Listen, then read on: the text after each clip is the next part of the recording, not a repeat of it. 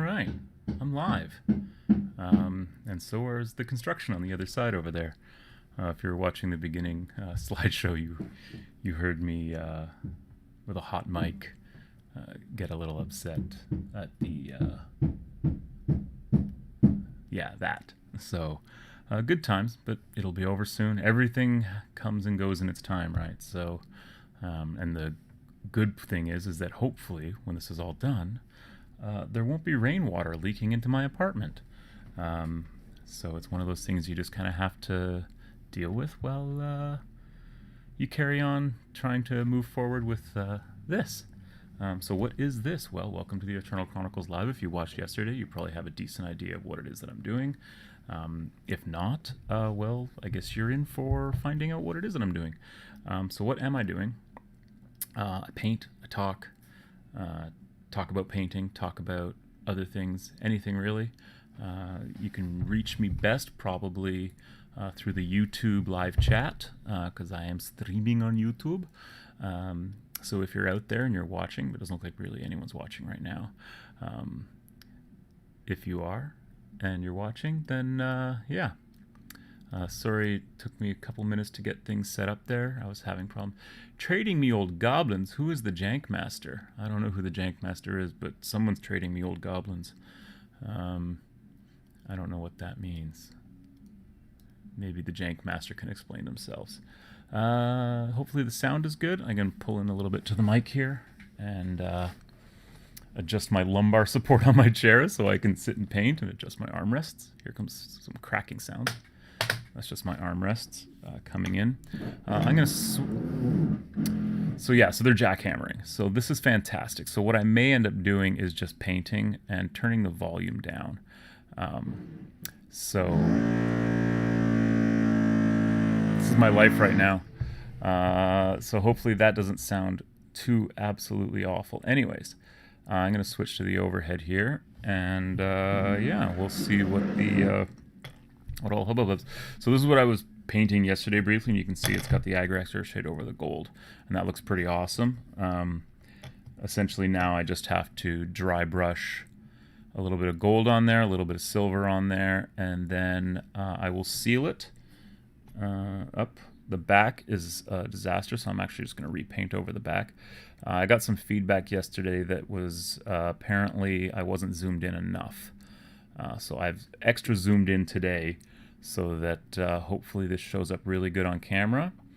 And it looks good. He goes, "What are you doing? You are trading me cool old models. Look into my eyes." I don't know who the Jank Master is, but if you want old goblins, you're barking up the wrong tree because I tend to hoard old goblins. I don't let old goblins go. Unless I've got too many goblins, and you can never have too many goblins. So, Jank Master, I'm not really sure what you're on about or after, but if it's goblins, you're barking up the wrong mushroom. All right, so what I am actually going to be doing today, I like that you can see my fingers, you can see my horrible fingernails there, is I'm going to be talking about Escher some more, because that's what I'm working on. I'm working on Necromunda, which is hence the coin, hence the tentacle, and hence my gang. So as I was saying yesterday, this is Briar, Mistress of Thorns. She is my gang queen, so my gang leader for my Escher gang. And with her beautiful headdress there and her beautiful bionic eye. And I'm looking at the camera and I'm looking at the placement, and this looks a lot better. This looks like you can really see the detail. Introduced to your cool models from GMG videos. Cool. Thanks, man. Yeah, I love GMG. My buddy Ash over there. I've known Ash for going on 20 years now. So it's great to get together with him and play. And I'm glad you like my old goblins. I have a lot more of them. I'm going to be doing... I've got some videos in the pipeline, some pre-recorded stuff. That will showing off the stuff that's in my cabinet. And on the second shelf of the cabinet, so down here, you can kind of see it peeking in there, is the Growla, which is the name of my siege tower, and my Orc and Goblin army, my old Orc and Goblin armies, not old models. It's actually stuff that I painted within the last year. within this year of 2020. It was painted. A lot of it was acquired from my previous Ulkran Goblin army, so a lot of that was repainted stuff, repurposed. A lot of it has been acquired over the last year. Was acquired back in. I will shut up, but just for procuring some C Series Gobos, dude. If I have C Series Gobos, I'm not trading them, man. I'm sorry. I do have some C Series Gobos. I have a few C Series Gobos, but yeah, I'm not. I'm not in the market for getting rid of C Series Gobos at the moment. But what I am talking about today is Escher, and I talked about this briefly yesterday. How these Escher, so here these Escher, which were painted for a Necromunda campaign we did back like 2 years ago. So these are my two Juves, and this is one of my gangers here. And then I've got a bunch of other gangers, which I will show you at some point. I've got a bunch of unpainted ones because my starting gang for the Necro campaign we're going to be doing this year, or late this year, early next year, depending on how the universe is turning. They're mostly unpainted, so I've got to repaint, or I've got to paint up a bunch more gangers and stuff. But I thought what I would do, and I dug them out, is I would show you my original Escher gang that this gang, I based their paint scheme on. So I initially took photos of these back in the 90s. I had a big photo shoot and shot all of my most of my collection, a large chunk of my collection at the time. And I still have all the negatives, so I have to scan the negatives and get them online. But one day they will be in the gallery. But these are them now, and you can see they're in rough shape because these are gaming pieces, so they have been well used over the years, over the decades.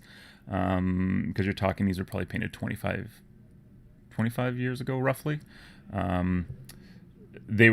Most of this gang was painted the weekend the Escher box was released.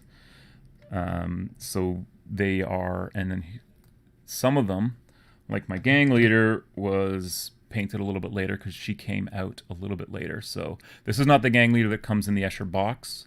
I don't care for that gang leader. I think she had a las pistol and a bolter. It wasn't a very cool model, but this model was awesome. But she did have an auto pistol. So I swapped out her auto pistol for a plasma gun, because what gang leader wouldn't have a plasma pistol, and a power sword. So this is my original gang leader from my Escher gang way back in the day. Pretty awesome. I mean, they're dusty, they're dirty, they're chipped. Lots of chips, lots of battle damage. But they're still my Escher. You can hear the construction guys outside. They don't give a shit what I'm doing in here. So there we go. So old leader, new leader. And my new leader's previous head, I mentioned yesterday that I had swapped out her head, and this was her third head. Her previous head to this had the similar sort of mohawk ponytail as this one, so that was kind of my homage to that. But I much prefer the headdress. I love the new aesthetic of the Escher. I love their whole thing.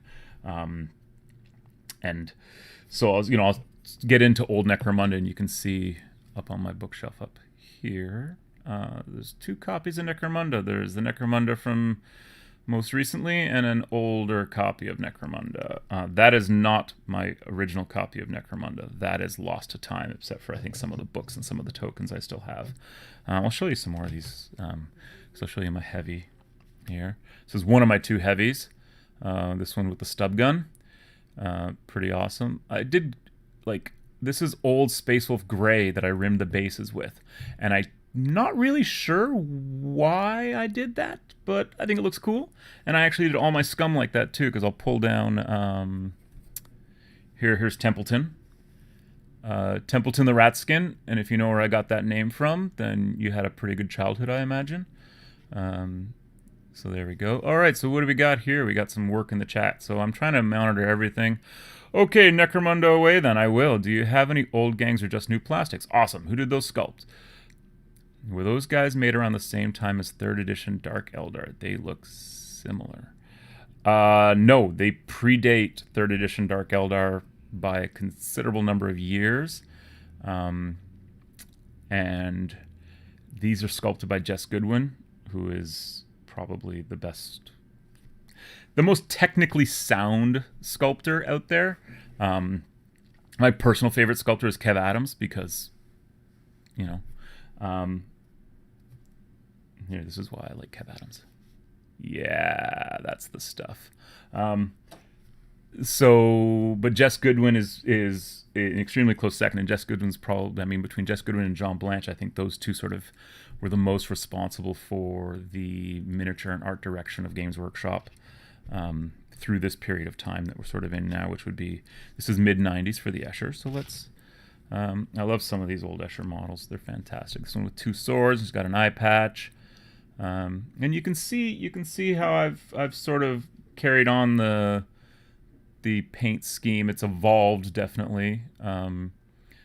Very very different in terms of how I paint models than what I did back then. Back then it was a lot of layering, some blending, but mostly layering. And then oh, there's a nice big chip on her knee. Let's pull out. Here we go. Here's another ganger with an auto gun. And they're covered in dust because I think these were in a case that was under a bed for many, many years. And I love this model actually. I really like her face and her pose. I like the braids coming down over her eyes. I just like everything about these Escher, and I'll tell you why I like Escher. So this sort of segues into a popular recent topic, which is the Dune movie that's coming out. At the time, this would have been mid 90s. I think Necromunda was 95 or 96. It was after the first time I got fired from Games Workshop, so I want to say 94, 95. Do you dust them with compressed air or a paintbrush? And Jankmaster, you are correct. Yes, that's where Templeton comes from, because he's a rat skin. And yeah, cleaning models, I could do a whole video on cleaning them. Honestly, the best thing to clean models, dish soap, because it busts grease, right? So it just creates, and you want a soft brush toothbrush and a little bit of dish soap, and you just run them under some warm water and give them a gentle scrub, and let them dry, and they will look as good as new. Oh, this Juve used to have a hand flamer. That hand flamer is gone. She had a Space Marine hand flamer, which were absolutely huge at the time. And we got another Juve here. Love the Juves. Juves are fantastic. I'm waiting for GW to put Juves, put up plastic Juve models for the gangs. Actually, you can kind of get away with it. Like, these are my new Juves, right? And it's just like, you just keep it simple, right? Sword and a pistol, off you go, earn your place in the gang. Here's another Juve from my 95 crew. And here is another ganger who has received a las pistol that has not been painted, so I'm not sure when that upgrade occurred, but that's kind of funny that she has a different pistol now than what she had. I think this is the one that had the plasma pistol, and I think I took the plasma pistol off this one to give to her, but she had a different pistol in the meantime, so I'm pretty sure she had a stub pistol, and I may have updated it to a las pistol. Maybe it's a hotshot las pistol, who knows. And then what else we got? Another one here. This is one of my favorites by far. One of my favorite just gangers. Sword and auto pistol, classic Escher combo. Good times. And then my last heavy. So here's my last heavy, which is the plasma gun. I always use it as a plasma gun. I think in the catalog and in the book, they call it a plasma, heavy plasma. But I had one heavy and I wanted a special. So, and back in the day, in old Necromunda, your heavies could carry your special weapons as well.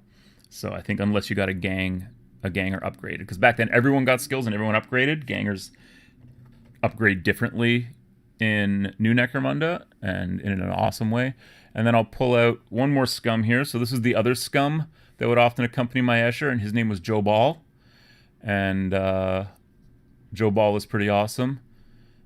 And this is the first time I think I ever painted nipples on a model, and they look rather engorged. So he's got, yeah. So what do we got going on in the chat? Do you dust? I have so many dusty dark angels. Thanks for the tip. Yeah, that's the best way to clean them. So I have one more thing in here that I want to show you, but it's kind of a sad show because I think I lost her arm. And this is Mad Donna Eulanti, and I took a Goliath head and glued a Goliath head to the bottom there. You can see the blood coming out of it. Freshly cut. She had a plasma pistol arm, which has gone missing, and I wrote Man-Eater on her chainsword, and that makes sense because she's Mad Donna. And yeah, so if I ever find the bit for her, then I can restore her. There's a couple of other interesting models in here that aren't actually Necromunda. Maybe I'll save them for another day. Maybe I'll show them. Maybe I'll like briefly flash them up on screen. Oh, who's that? I don't know. He's pretty cool. But I'm gonna get back to Escher, so I got to put all these Escher away. I should have, and then I'm just construction outside, but I'm determined to power through this. If they come back and they start like jackhammering, I may have to cut the stream because it's actually so bad. I have to turn the air filter on because concrete dust actually starts coming through the wall. I think it's because they're literally jackhammering against the wall. They're pulling out all the bricks that were out there and replacing with concrete. Because I talked about this yesterday, but basically there was flooding because the landscapers didn't grade the landscaping outside properly, so all the water was draining this way. So I've got 3 people watching. Awesome. Looks like I got Valere in the chat, and I got the Jankmaster in the chat. My Figs has about 10k of Madonna if you'd like one. Really? Oh, your FLGS has 10k of Madonna. That's a pretty cool FLGS if they've got Mad Donnas in blisters or whatever. So let's see here. Looks like Shadow Gray. You might be right, Valere, that it's Shadow Gray.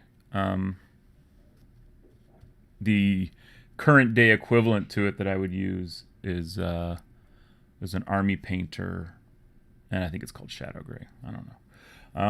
So what am I going to do? Well, I want to finish off my gang leader. So you can see I did her face yesterday. I did that eye. I have to do the bionic eye there, and I have to finish off her headdress, and then the thorns on the back here, which I'm going to do in silver, but I think I'm going to like green tip. So you can see how I kind of, well, I'll show you actually on, let me drag the model out here. I'll drag out one of my gangers from my previous gang, or not my previous gang, my current gang, but previously painted. These were painted about 2 years ago. And you can see on the bottom here, I kind of did like a little greeny, it doesn't really show up on camera there, but you can see that's the poison feed, that's the toxin feed for the blade. So what I might actually do with her, with her is paint the little thorns on her braids here. I guess they're almost like dreadlocked. Like I guess they're like wraps. Yeah, you can. So I hope you enjoy their conversation up there because I do every day. Not bitter, just hammering, hammer. I can see that like peaking my my audio. It's fantastic. They did a recent re-release of that Mad Donna mini. Really? Cool. Well, Jankmaster, I don't know where your FLGS is, but if you were to grab me one, I don't know, send it to me, Anyways, so yeah, so I'm going to do that like that. I'm going to do some kind of like green tipped, and then I'm going to finish off her antlers and her face. So I'm going to start with some metal, and I'm going to start with some dark metal. Now, I had my paints all nice and organized, and then of course I painted, and once I paint for 10-15 minutes, my paints are no longer organized. And I've got this little piece of plastic card here that I'm going to use as a palette. That is not the right color. It was the one beside it. So I'm just going to use this for now. I'm not going to bust open my wet palette at the moment, just because of what I want to do. And And I've got models all over the top of my wet palette. I guess I can.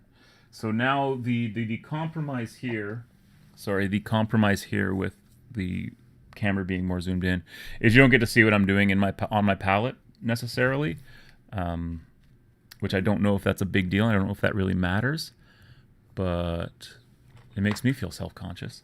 So I'm just going to prime my brush here, get it ready to go. Grab some of this bolt gunmetal. It's actually gunmetal from Army Painter.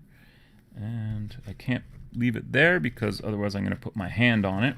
So I'm just going to push it up here. I've got Necromunda bits sitting up here because I was filing off nubs and cleaning these for reasons. So you know what? I'm just going to put this over here on my wet palette and be done with it. So, and I could do these gold, but I kind of think I want them to be silverish because I do, like I said, I want to add a green tint to them, so they almost look like they're poisoned. Whoops. That was not me. That was not the sound of me dropping. That was the sound of something outside. I just realized that it happened at the exact same time I dropped the model, so it sounded like she really took a hard fall. So I don't know what's going on. Oh, that's okay. So I was going to talk about Escher, and I was going to talk about Dune, and I was going to talk about why I chose Escher. So back when Necromunda first came out, my buddy Nico and I split the box. And he took the Orlocks, and I took the Goliaths. I didn't want the Goliaths, but he wanted the Orlocks, so I took the Goliaths. And we played a bunch of games. What I wanted were the models that they had previewed in White Dwarf, because this is pre-internet for Games Workshop, certainly. So if you wanted to see what was happening, you had to have White Dwarf.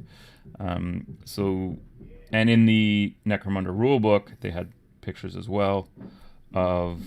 So as you can see, I'm just kind of dropping paint on the little thorns here, coming out of her. So yeah, so you had to have and in there they had Escher. And there was a whole like write-up of the different houses and the previews on White Dwarf. So I was super hyped for the Escher. And that's because at the time I was reading Dune. I was reading the Dune series. And my favorite faction, my favorite group, my favorite powerful entity in Dune are the Bene Gesserit. They basically run the whole thing. They run the whole universe in secret, behind closed doors. They're just awesome. If you have not read the Dune books and you only know the Bene Gesserit through like the Dune the Dune movie, the David Lynch movie, or the Dune miniseries, or just sort of osmosisly through consuming information about Dune online, it doesn't belie how cool the Bene Gesserit are,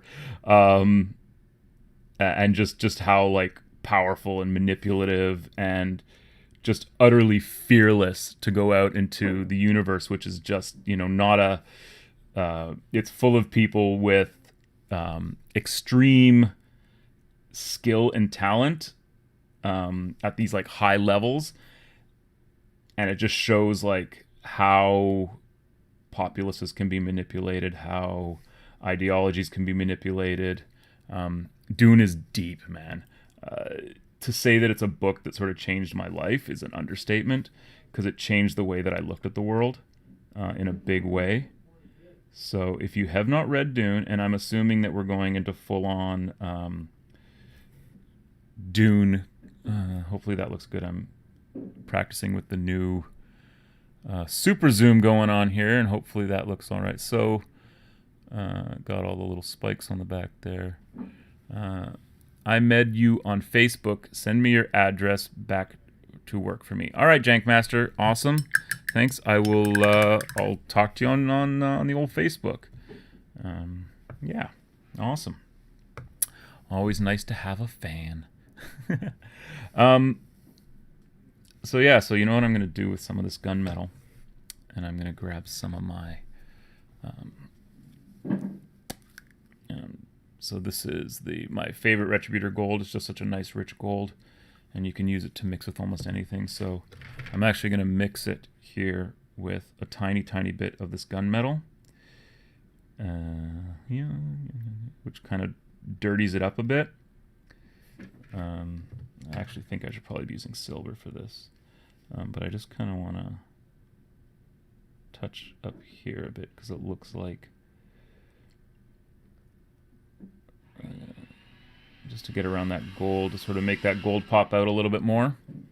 Hopefully that shows up on camera. Hopefully that shows up on camera, and the power tools that you hear 5 feet away from me on the other side of this wall don't. But I can see that they do because I can see it. Yeah, I can see it in my audio mix. Fantastic. But you know what? It'll be done one day. Construction here has been feels like forever, but it's been about 2 years because they decide on the outside. 2 years ago, they started to replace all of the balconies on the building to make the building look nicer from the outside because it's an older building. It's probably built in the 50s. It's like definitely feels post-war baby boomer.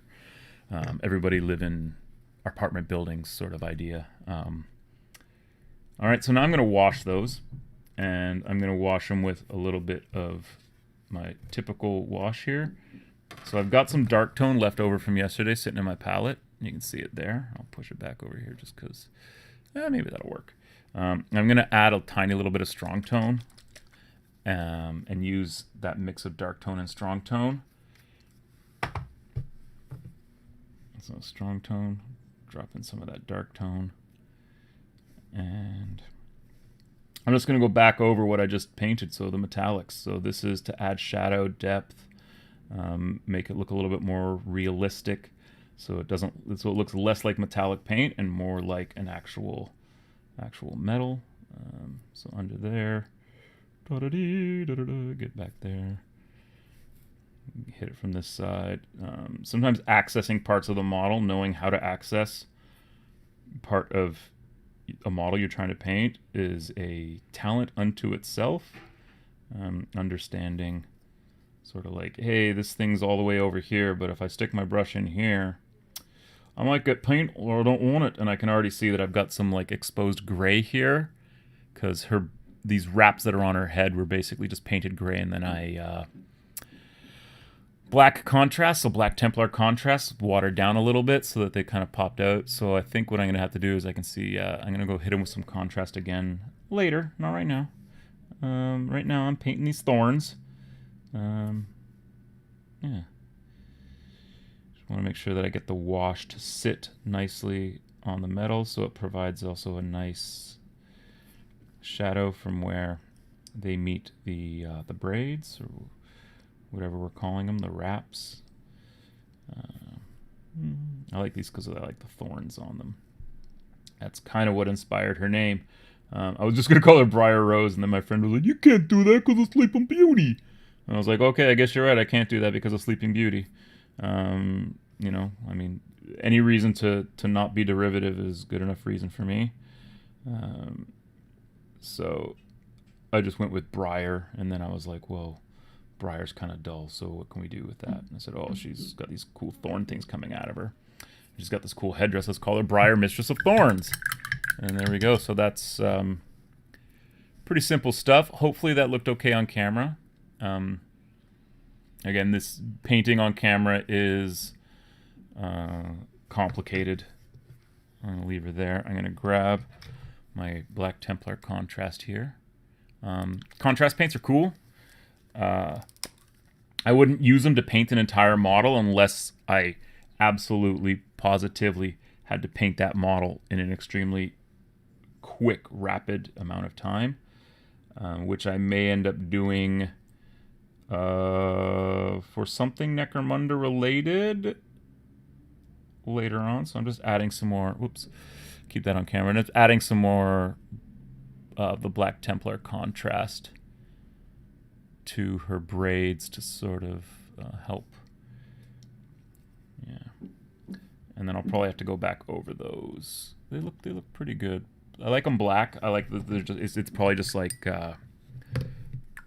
black rope or black cloth wrapped around. Her hair, they're giant extensions. Let's just call them what they are. And that's from the Death Maiden kit. There's another one that's braids, but I use that on my Death Maiden. It's this one here. So there's another bit that I could have used there, which is these braids, which might have looked better on her, but I like the thorns, right? And these are cool too. These might have been more gang leader-ish, but I think it makes my Death Maiden, who I named... Well, I can get into that. So the cool thing about the new Necromunda, the cool thing about old Necromunda too, is that all your guys, all your gangers, gain experience, get new weapons, get develop skills, get better at fighting over time if they survive. If they survive the brutal Underhive warfare, right? So in old Necromunda, you'd have a gang sheet and stuff, and in new Necromunda, you have a gang sheet as well.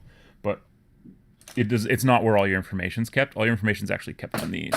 Whoops. Well, that brush is gone. All right. Yeah, so that's these, and because I'm so zoomed in here, it's hard to see. But these are the gang cards, so I could probably zoom out just a tiny bit. So you'll have to pardon the tremors as I zoom out a bit. There we go. So here she is, Briar, Mistress of Thorns. She's my gang queen. She cost me 275 credits. Here's all her stats. Here's her weaponry. Mastercraft Stiletto Sword. I gave her the Step Aside skill to start. She's got a Chem Synth, and she's got Mesh Armor. That's her code, right? What do I need to pick up alongside a gang? Well, you need the gang, and you probably need the gang cards, if you can get them.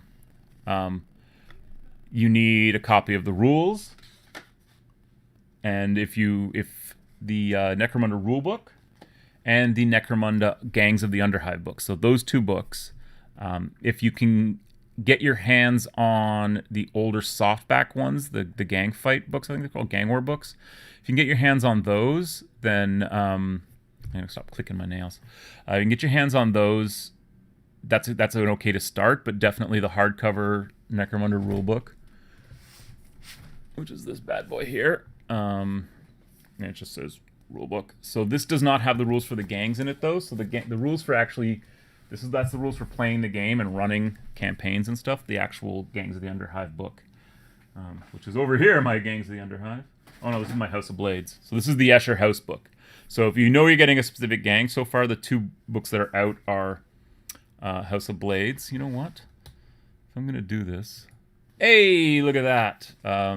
So this is the House of Blades, which is an awesome book, and it just goes deep dive into House Escher and all their operations and and what they do. Sorry, I was making gangs. I'm literally planning a campaign. So this is the Gangs of the Underhive book. So this is the book that has all the rules for actually making gangs. So the gang rules that are in here, unless you have a house book, which right now there's only 2 out. House of Chains is out, which is the Goliath book. House of Blades is out, which is the Escher book. And I think in November, the Orlok book, House of Iron, comes out. And then early next year will be House of Artifice, which is the Van Saar book. And then I guess they'll get around to Delac and Cawdor when they get around to Delac and Cawdor. And those books have some really cool stuff in them. Like the Goliath book has the Slave Ogre gang in it. The Escher book doesn't have a supplemental gang. But there's a lot of really other cool stuff that you can get with the Escher. Like you can get, you make allegiances with cold traders, which are basically like Voidborn traders. Does the Dark Uprising one count? So yes, the Dark Uprising rulebook is the rules for the game. I think, or it does have a copy of. It does have the core rules in there.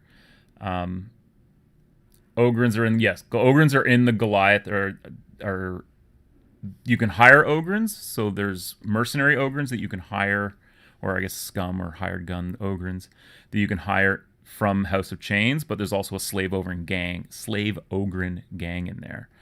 So yeah. And then there's a bunch of other books as well. There's the Book of Ruin, which has like all your chaos stuff in it. I think your Gene Stealer cults are in there as well. They might be in the Book of Judgment. So the Book of Judgment is like your law. So this is if you want to play enforcers or you want to run a Law and Order campaign. That's the book. Book of Peril is all like the outlaw stuff and like has like bad zones, and the amount of material that they're publishing for Necromunda in these large format hardcover books is fantastic. It's really, really, it's becoming my favorite game, and it's easily the best game Games Workshop has published in 20 years, in my opinion. And it's the fact that it's being done sort of through Forge World is fine. I think that the initial release was a little slow, and I hope they kind of learn that lesson, that they probably need to increase the release rate. But where they're at now, where they're basically releasing these house books, and I'm really looking forward to House of Iron, because that's the Orlok book. And I think the rumor is, word on the street, is that the Ash Wastes Nomad gang will be in the Orlok book, because the Orloks are the truckers, right? They're the ones who actually leave the hive, so they're fighting Ash Waste all the time. So, and there were some concept sketches of some Ash Waste stuff that was shown off at Warhammer Open Day a year ago at least. So I don't know, but that's just my guess. I don't really care. I've got my Escher book and I'm happy. So I'm happy with the way that book has come out, and I've literally redesigned my gang around the principle of just poisoning people on the table, and that's going to be my ideal. So I'm going to go back to overhead here.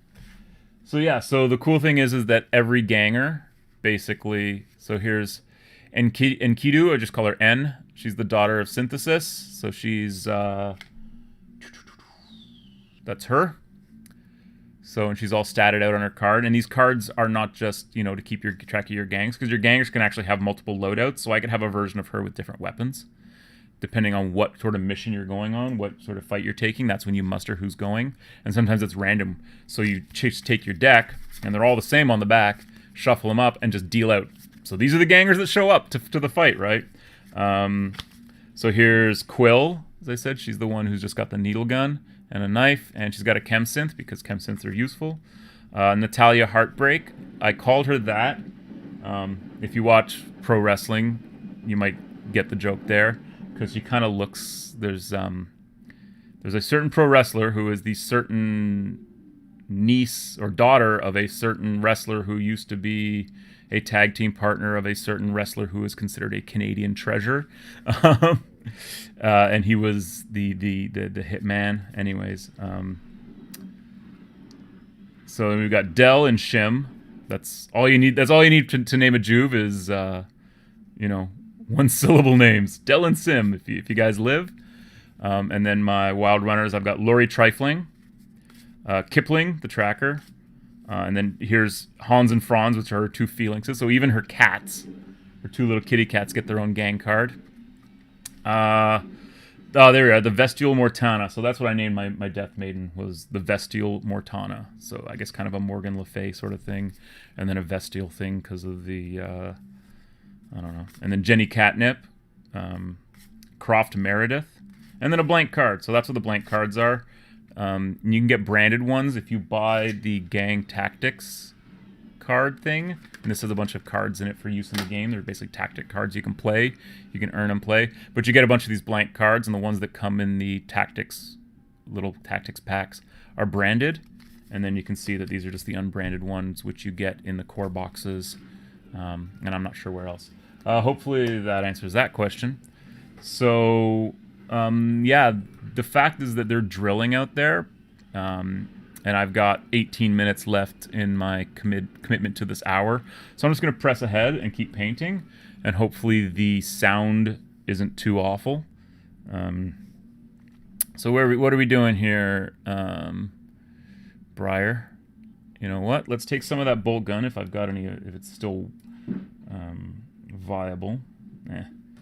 We'll throw some bolt gun, or some more bolt gun. Pardon my arm across the screen there as I reach for my bolt gun. One day I'll learn how to prepare this all better and be well organized and keep my mouth pointed towards the microphone so my audio doesn't fade in and out. But life is a work in progress, right? What's my old saying? Oh, yeah, that's right. I lost my brush. I'm like, I'm looking for that brush, and I'm like, oh, I dropped it, and I'm not going to go retrieve it right now. So I'm just going to grab a different brush. I don't know if you can hear, but Steve Miller Band is playing outside, because not only do they talk loud, not only do they jackhammer, but they've got a little radio out there and they're playing music all the time. So you can probably hear The Joker by Steve Miller playing right now. I will say this, at least their taste in music is decent. They're playing some Tragically Hip the other day. Now I'm listening to Steve Miller, so it could be worse. It could just be reggaeton all day, all night. So now what I'm doing with the silvers, I'm just going back over the tips of... let's put this back on. Center that back on the screen, just on the tips, and then I'll even going to be hitting that with a little bit of... I'll mix some silver in to bring it up just a little bit more, and then I'm going to hit the tips with a tiny, tiny bit of some green ink because I want it to look like she's dipped them in poison.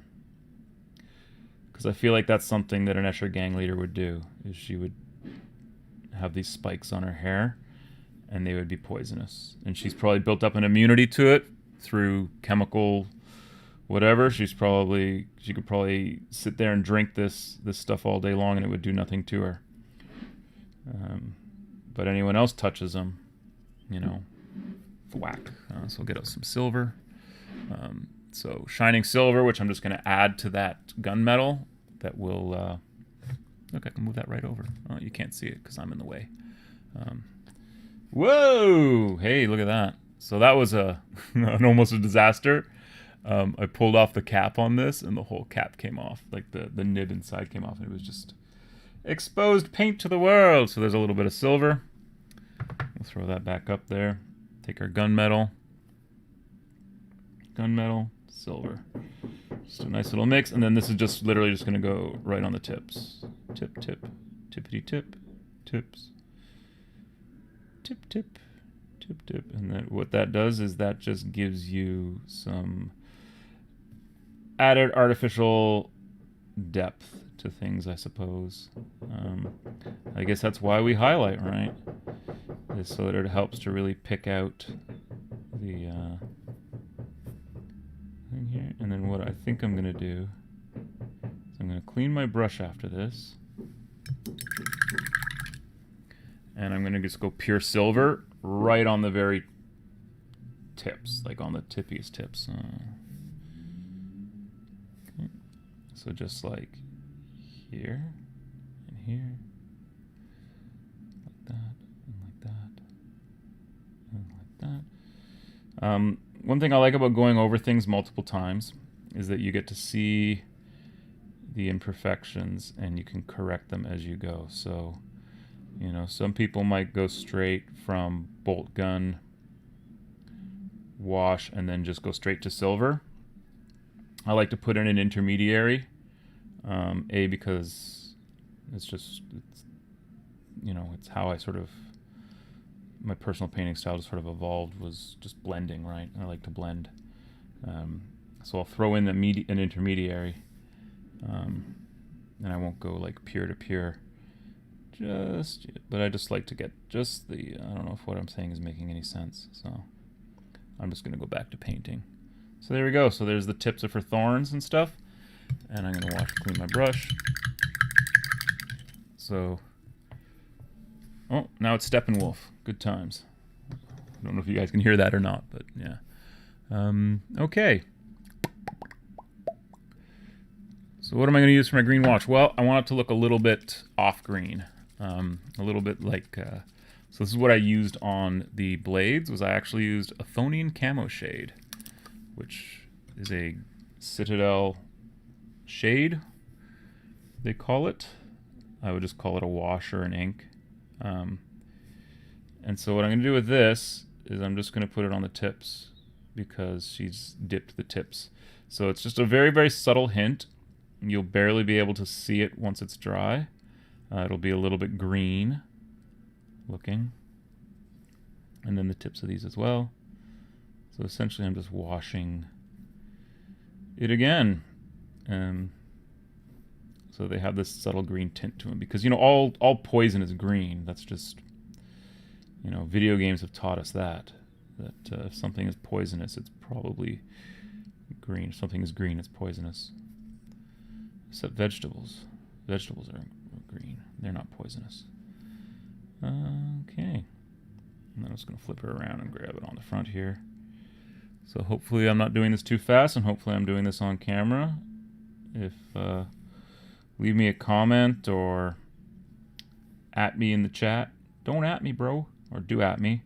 If you have any criticism or suggestions for how I can make the painting stream look better, I'm all ears, because this was a great learning experience trying to figure all this stuff out, and it was great to be motivated and enthusiastic about something, given how this year has gone so far, to sort of feel that enthusiasm coming out of myself for doing something like this. So yeah, so there we go. So that's the thorns done, and I may or may not go back and hit them with just like a tiny bit of straight silver. Again, just like on the tips, especially on the larger barbs at the bottom here. But I'm gonna go back to her face now, and I'm gonna grab some of my bolt gun on my brush here. Tiny brush. This is a Winsor Newton Series 7 000, but it's not. It's what's left, because I think I discussed this yesterday, how well I treat my brushes.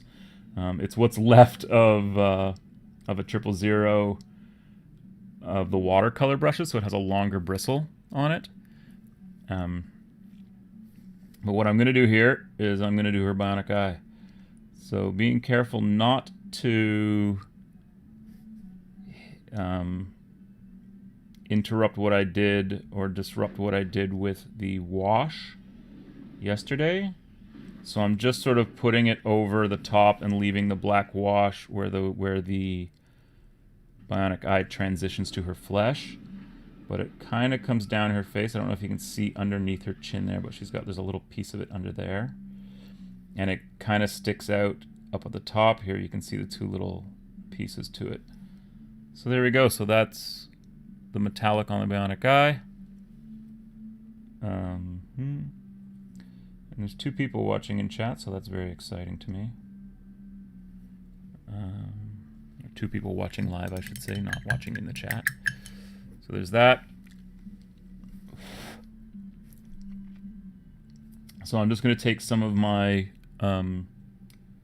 dark tone, strong tone mix that I made earlier, and I'm going to hit parts of the bionic eye with it again, particularly where the bionic eye meets her forehead.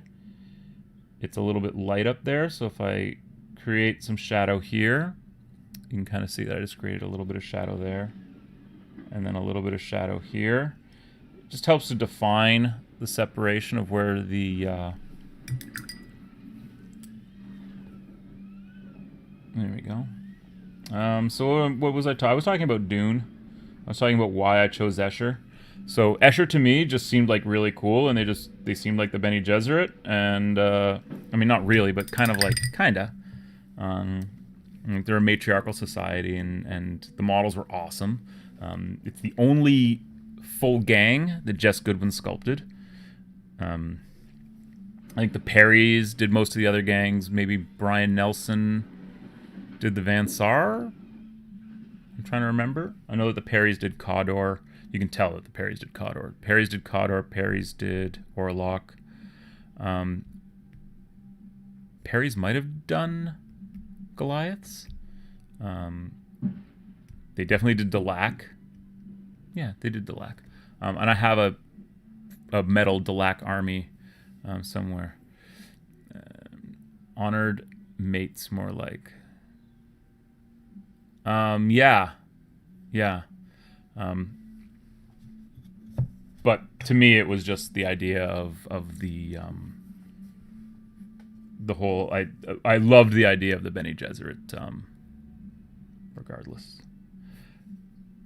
All right, so back to this. So now I'm going to do the deer antlers coming. Or I imagine they're not deer antlers. I imagine there's some other bizarre creature, and I want to do them fairly light. So they were painted with contrast, skeleton bone contrast. So I'm just going to go back over them with Army Painter skeleton bone, and then I will probably bring that up to my favorite highlighting color, my favorite color to use for highlighting, which is linen white, Reaper Master Series linen white. It's an off-white. You can see it there.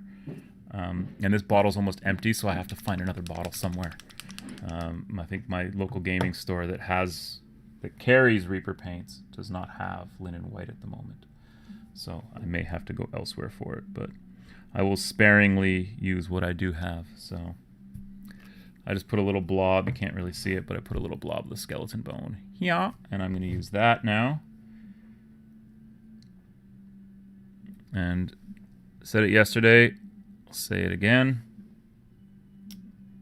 There is no better medium than saliva.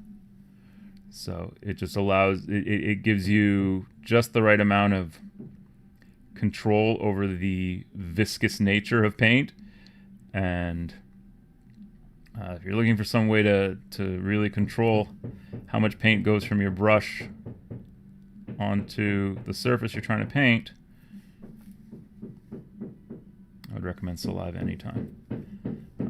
And yeah, I do tend to have a bad habit of licking my paintbrush when there's paint on it, licking my paintbrush when there's no paint on it, sticking my paintbrush in my mouth at random times. I don't know. 35 years of painting. I'm going to try to not lick my brush and just put some water on my wet palette here to thin that out.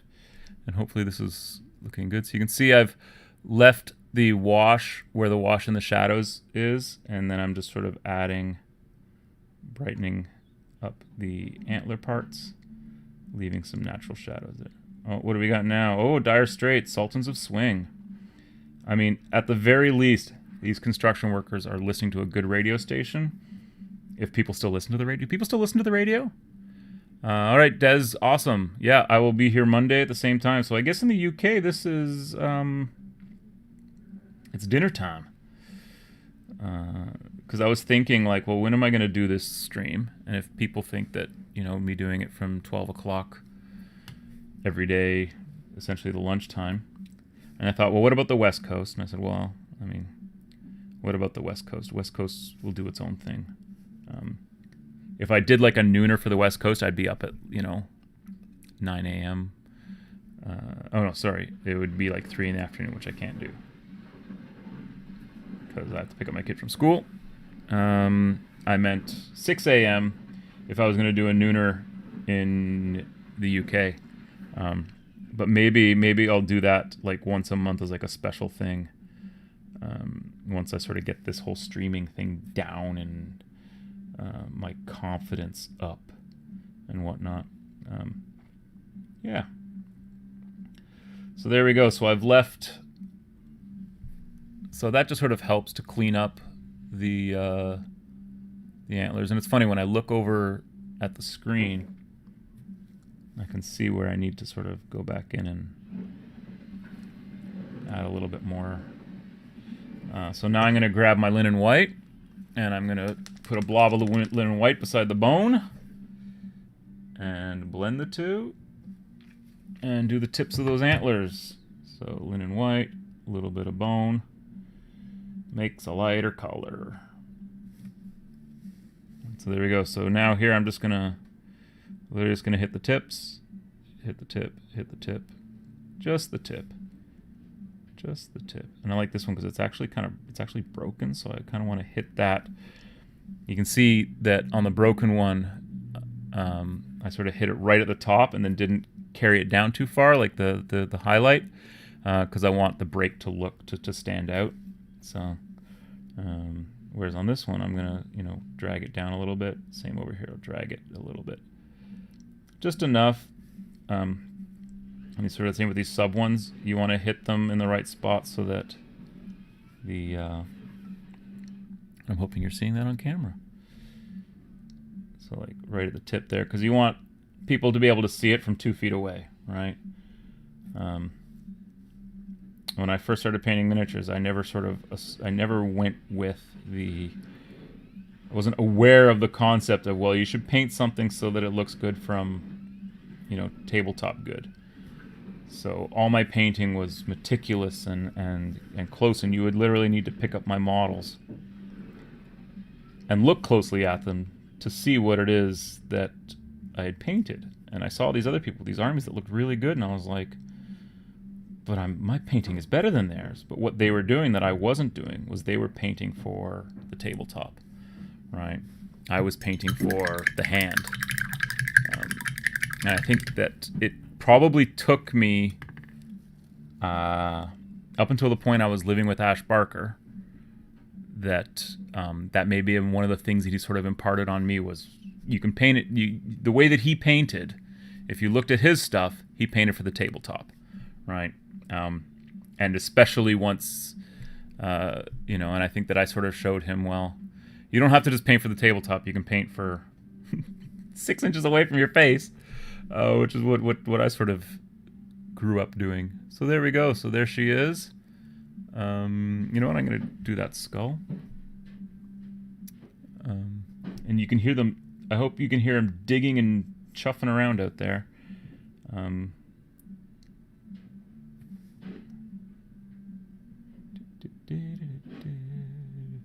So I'm just doing the skull now.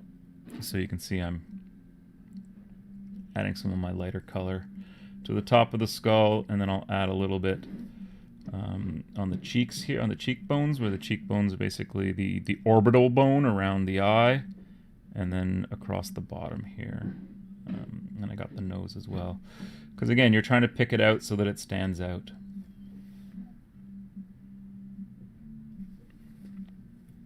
And then the back here, I'm just going to go across the top because that's sort of where the reflection, or where the light part of the skeleton will be. And we'll leave it at that. And then on the front here, I think I'm just going to drop a tiny bit more on the top there. And the idea is that this is a little skull. It's a little skull, so I don't know whose skull it is. Maybe it's a... Whenever I see small skulls on things, I go, man, there's a lot of child skulls in Warhammer. Maybe that's where all the children in the 40k universe are. They're all skulls. Oh, that's dreadful. But apt for 40k. All right, so the only things I have left to do is the little plume thing on the back here needs to be finished off. And I need to put a red dot, or whatever her bionic eye is going to be. I don't know, what color should her bionic eye be? Could be red. I think the last one was red. Regardless, now that they've started hammering out there, we're past 1 p.m. I was hoping to do these. I'm hoping to do these streams longer. I think that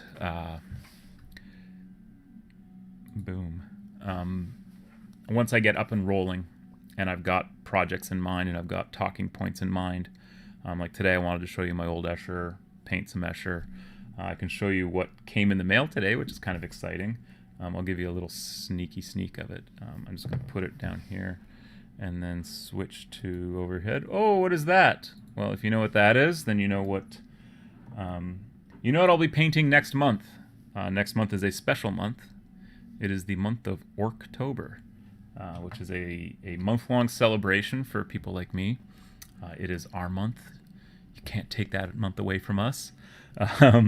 So these Escher will be done in next week. I'll be working on more Escher, so I'm going to try and start putting paint on the other girls here.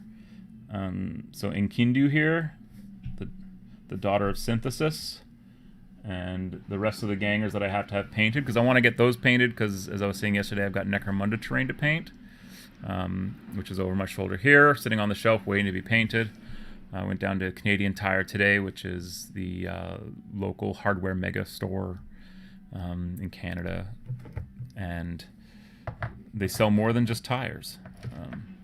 So I went down there and picked up some more primer that I needed to finish off my priming of the terrain. And then I'm going to do a project log, probably a project blog.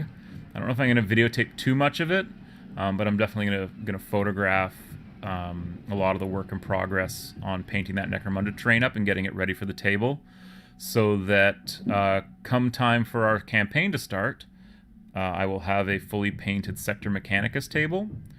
And the next table I want to do for Necromunda is Ash Wastes, because I have some pieces that I think will work really well out in the shanty towns and the Ash Wastes that surround the hives. And hopefully that will coincide with the House of Iron, who, if you've seen that new fort, I can't remember what it's called, something Stronghold, I think it's just called the Stronghold. It's a new piece of terrain that GW's putting out that looks pretty awesome. And you can siege forts, and sieging forts is awesome in any game. So yeah, so I'm gonna sign off there and listen to see what were they playing. Lou Reed. So yeah, so anyways, because of all the noise and because of the construction, I can literally see a guy wearing a yellow vest standing 3 feet away from me on the other side of this glass. So they're going to be ramping up construction. I guess their lunch break is over. Not that they don't seem to work through their lunch break, but I guess this means that my lunch break is over. So I hope you enjoyed the show. I hope you enjoyed the lunch break today. I'll be back on Monday, same bat time, same bat channel. And yeah, I'm not going to use the sign off that I used yesterday because I've decided to go with something a little bit more family appropriate. So I guess the Batman sign off will have to be it, and I'll come up with something less plagiaristic in the future. So anyways, this is Christian for the Eternal Chronicles signing off. Hope you enjoyed whatever it was that I just did for the last hour, and I'll see you Monday at the same time, same bat channel.